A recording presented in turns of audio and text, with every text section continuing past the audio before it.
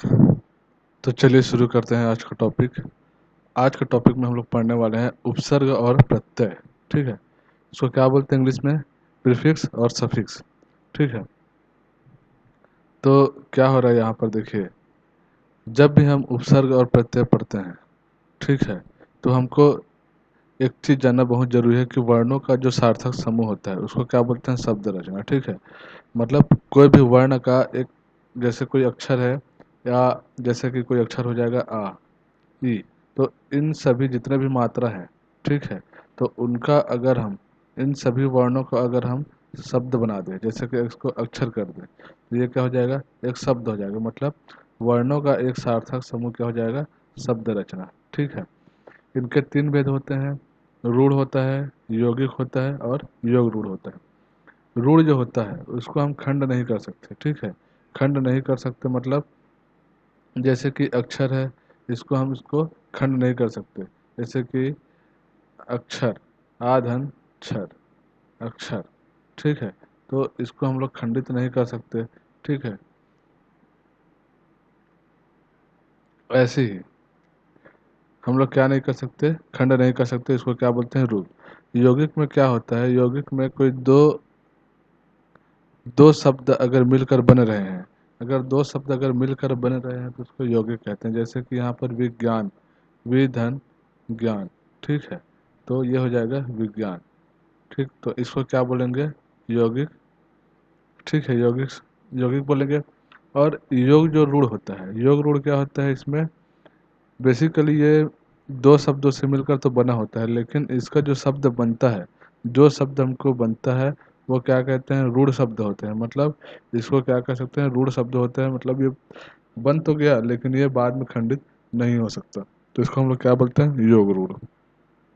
ठीक है, अब जैसे कि इसका हम लोग उपसर्ग और प्रत्यय का अगर हम लोग देखते हैं कि क्या क्या उपसर्ग और प्रत्यय हो सकता है, तो आज हम लोग पूरा डिस्कस करेंगे कि उपसर्ग होता क्या है।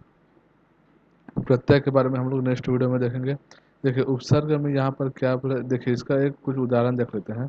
उपसर्ग में अति धन अंत, अति क्या है? इसका उपसर्ग है, और मूल शब्द क्या है? अंत है, तो ये मिलकर यौगिक शब्द बन जाएगा, ये हो जाएगा अत्यंत। प्रत्यय में भी ऐसी क्या है? मूल शब्द क्या है? लेन है, और प्रत्यय क्या है? दार है, तो ये क्या हो जाएगा? लेनदार। तो मूल शब्द लेन, प्रत्यय दार, और यौगिक शब्द क्या हो जाएगा? लेनदार। समास में भी प्रति शब्द है, दिन भी शब्द है, ये हो जाएगा प्रतिदिन। तो उपसर्ग, प्रत्यय और समास के आधार पर हम क्या कर सकते हैं? इसको शब्दों की रचना कर सकते हैं। ठीक है, शब्दों की रचना, शब्दों की रचना कर सकते हैं। ठीक, अब जैसे कि हम लोग देखते हैं,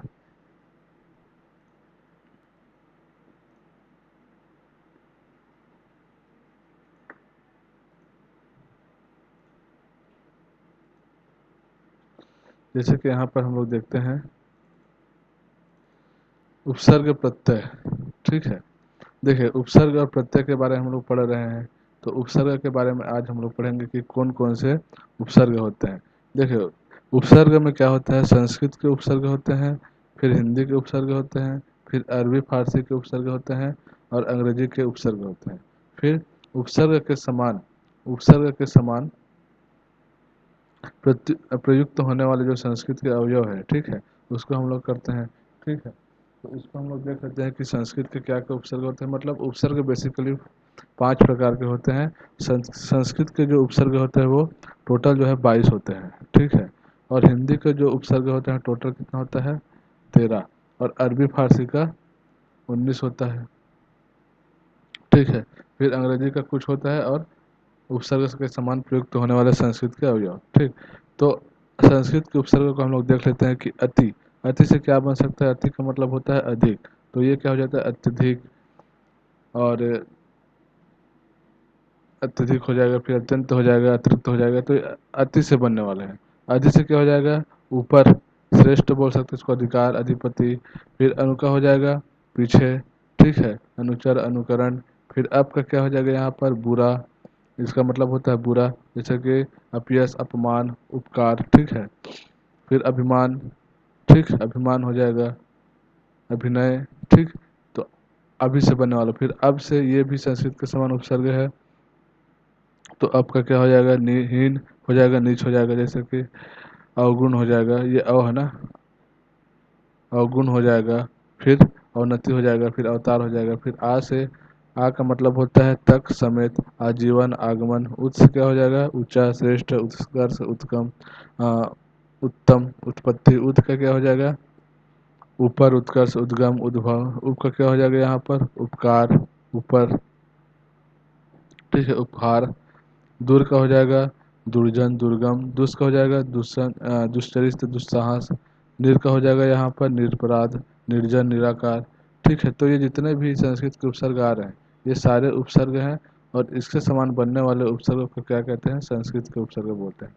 हिंदी के जो उपसर्ग होते हैं उसमें भी कुल मिलाकर 13 होते हैं, जैसे कि आ, अन, का, कु, दू, नी, और, भर, सु, औ, अध, उन, पर, बिन, ये सारे जो है क्या हो जाएगा हिंदी के उपसर्ग है। जैसे कि आ से अभाव हो जाएगा, अन से क्या हो जाएगा, अनमोल हो जाएगा, का से कपूत हो जाएगा, कु से कुचाल, कुचैला, कुचक्र, दू से दुर्बल हो जाएगा, दुधारू हो जाएगा, नी से क्या हो जाएगा, कमी हो जाएगा, ठीक है, निगोड़ा, निडर, निहत्था, फिर अव से अवगुण, अवसान, ठीक है, भर से हो जाएगा भर पेड़, भरपूर, ठीक, सु से सुडौल, सुजान, सुघड़, ऊ से क्या हो जाएगा यहाँ पर 29, 39, 59, तो ये सारे हिंदी के उपसर्ग हैं। फिर अरबी फारसी के उपसर्ग क्या हैं, अल, कम, खुश, गैर, दर, ना, फिल, फी, बा, बर, बे, ठीक है। तो ये जो सारे हैं उपसर्ग है अरबी फारसी के उपसर्ग हो जाएंगे, जैसे कि अल से अलबत्ता, अलगरज, का से कमज़ोर, खु से खुशनसीब, खुशखबरी, फिर गैर से गैर, गैर जिम्मेदार हो जाएगा, गैर हाजिर हो जाएगा, दर से दरअसल, दर हकीकत, ना से क्या हो जाएगा यहाँ पर नापसंद, नासमझ, फी से क्या हो जाएगा फिलहाल, फी आदमी, बा से क्या हो जाएगा यहाँ पर बनाम, बदौलत, बाकायदा, फिर बदमाश, बेईमान, फिर बिल आखिर, बिल्कुल, बिल वजह क्या हो जाएगा बिला वजह, बिलासक, लापरवाह हो जाएगा, फिर सरताज, सरदार, सरपंच, तो ये सारे अरबी फारसी के उपसर्ग है, ठीक। अंग्रेजी के जो उपसर्ग होने वाले हैं उसको क्या बोल सकते हैं हम लोग, सा से सब जज, सब इंस्पेक्टर, सब कमिटी, ठीक। डिप्टी से deputy collector, deputy registrar, deputy minister, vice से vice president, vice chancellor, vice viceroy, general से general manager, general secretary, chief minister, chief engineer, head का हेड मास्टर, हेड क्लर्क, ठीक है। तो ये अंग्रेजी के उपसर्ग है। फिर होता है अपना उपसर्ग के समान प्रयुक्त होने वाला, जैसे कि अधा, अंतः, आ हो जाएगा फिर चीज, जैसे कि अधापतन, ठीक है, अंतःकरण, अंतापुर, आ से हो जाएगा अशोक, अकाल, चीज से हो जाएगा चिरंजीवी, चिरकुमार, फिर पुनर से हो जाएगा पुनर्जन्म, पुनर्लेखन, बहिर्गमन, बहिर्जगत, ठीक है। फिर ये हो जाएगा सत का सज्जन, सत्कर्म, पूरा का हो जाएगा पूरा तत्व, पूरा वृत्त, सम का हो जाएगा यहाँ पर समान, और ये हो जाएगा साकार मतलब साथी, ठीक है। तो ये जितने भी सारे उपसर्ग हैं कुल मिलाकर हमको उपसर्ग के 5 भेद मिलते हैं, और इस 5 भेद में अलग अलग प्रकार के हिंदी संस्कृत के अलग होते हैं, हिंदी के संस्कृत के अलग होते हैं, हिंदी के अलग होते हैं, अरबी फारसी का अलग होता है, अंग्रेजी का अलग होता है, और संस्कृत में जो आने वाले शब्द है उसके आधार पर उपसर्ग के बनता है। तो आई होप आप लोग को उपसर्ग के जितने भी जितने भी कॉन्सेप्ट है आप लोग को समझ आया होगा। तो नेक्स्ट वीडियो में हम लोग प्रत्यय से संबंधित इसका जो है लेकर आएंगे कि कौन कौन से प्रत्यय होते हैं और हम उसको कैसे कैसे उसको बना सकते हैं, ठीक है। तो ये सारे उपसर्ग हैं, ये बहुत ही सिंपल है, इसको आप देख के भी समझ सकते हैं। उपसर्ग में इतना ज़्यादा दिक्कत नहीं है, ठीक है।